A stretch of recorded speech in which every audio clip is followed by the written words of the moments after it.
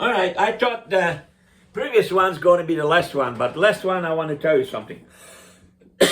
Excuse me, about artificial intelligence. Well,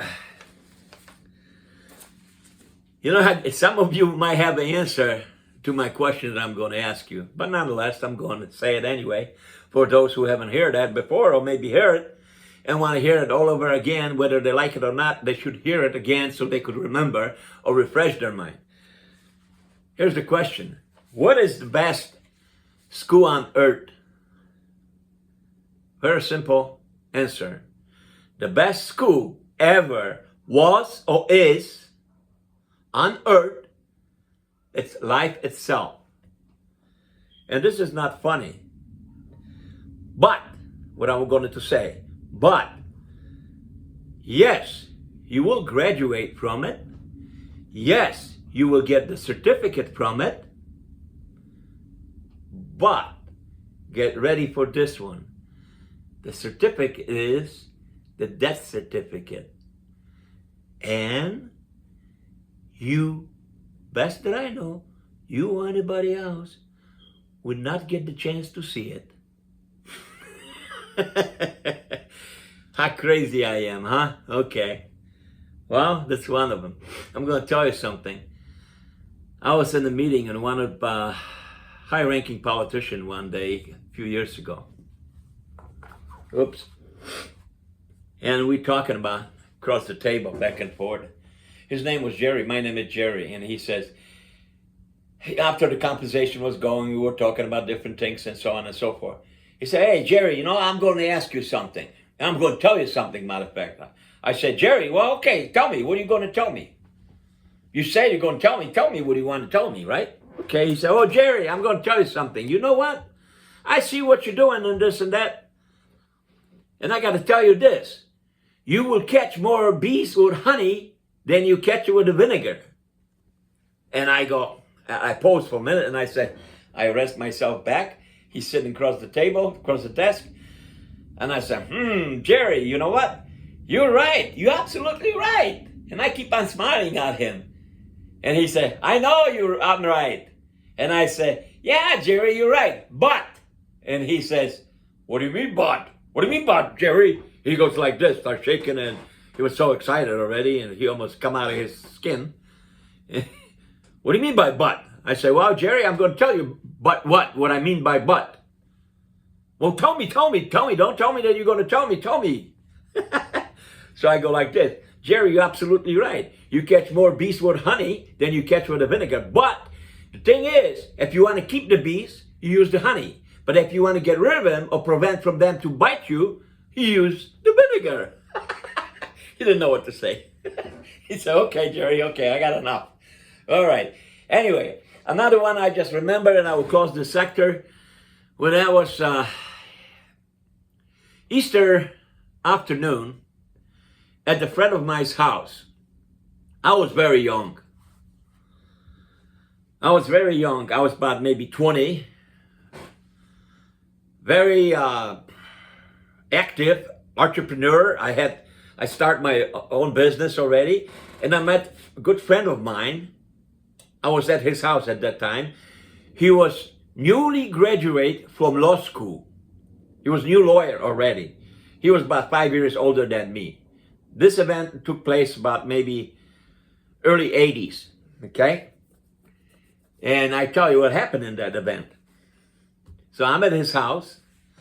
His wife was the daughter of the criminal judge for 30-some years here in Chicago, all right?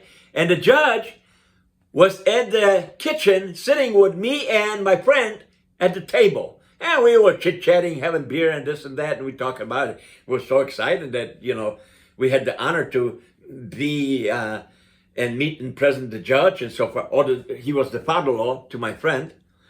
And our wives, I was married at the time, and my friend's wife was at the living room watching some soap operas over there, all three girls. And we guys, you know, we play so big. Anyway, so we shooting crap and this and that, and I make it short for you.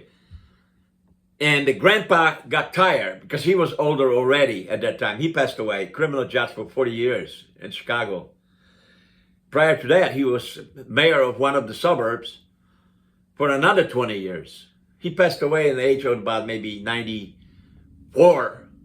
Very, very, very wise and very straightforward person, very successful.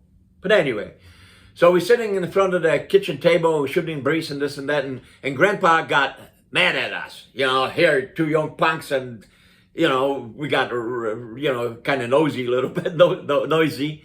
So he said, okay, I'm sorry about that. I don't mean to use that language. But, I mean, he used even more aggressive language.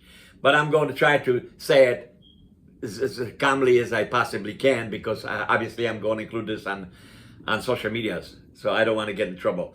Anyway, so the judge turns around. Well, first we said, hey, Grandpa, why are you so sad? Why are you so upset? And Grandpa then got up of the chair, but he said, okay, you idiots, I'm going to ask you a question. Woo! We felt insulted. He calls us idiots. Me, successful punk, 20-some years old. Here's a brand new lawyer that just got out of college. Oh, Grandpa, we said, one of us. And I don't remember who, but one of us, okay? Say, hey, Grandpa, what's so upset at us? And he goes again, I'm serious.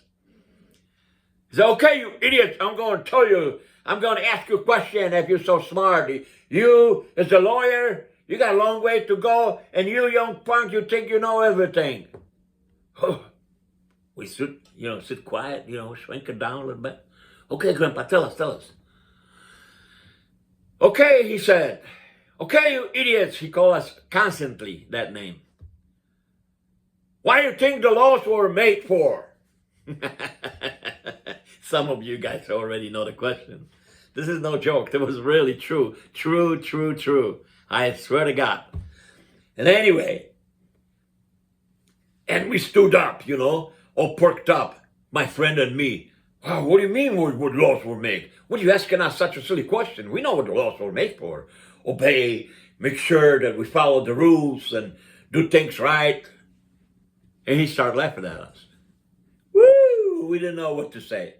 We almost fall off on the ground. Really? We started shaking. And we said, well, we answer you. The laws were to follow. He keep on laughing. We couldn't figure out what happened. So he stopped laughing and he said, okay, you idiots, I'm going to tell you why the laws were made for. And we said, okay. We're so anxious. Okay, Grandpa, tell us. We figured, well, the judge, the judge, he's going to have the answer, right? What the laws were making for. All right. So we patiently wait. And the Grandpa got serious and he says, wow, the laws were making to be broken.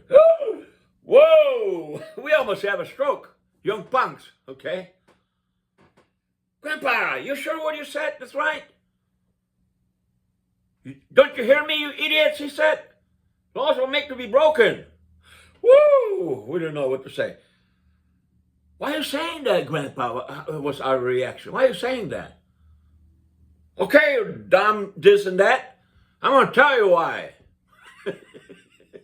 I'm laughing about it now as I remember almost 40 years ago, this incident. Eastern holiday, kitchen table.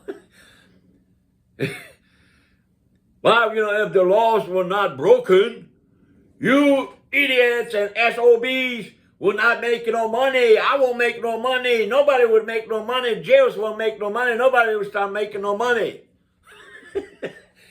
We got young. But you know what? He was the greatest and most respectful judge that you ever meet. But he will tell you the truth. And if you think about it, that's what the world become to. Don't worry about artificial intelligence. What about those of us who screw things up for the rest of us?